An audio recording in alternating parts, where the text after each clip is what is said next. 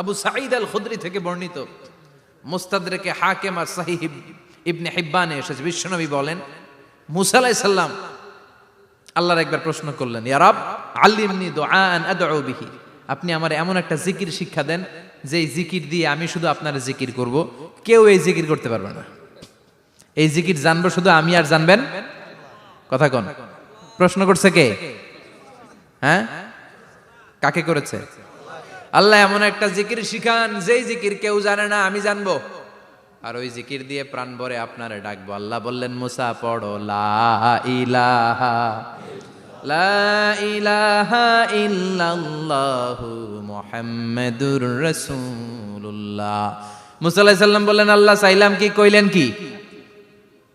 লা ইলাহা তো জাতীয় জিকির, এটা তো আন্তর্জাতিক জিকির, এটা জানে না এমন কেউ নাই। এমনকি হিন্দু ভাইরাও জানে, কথা কন।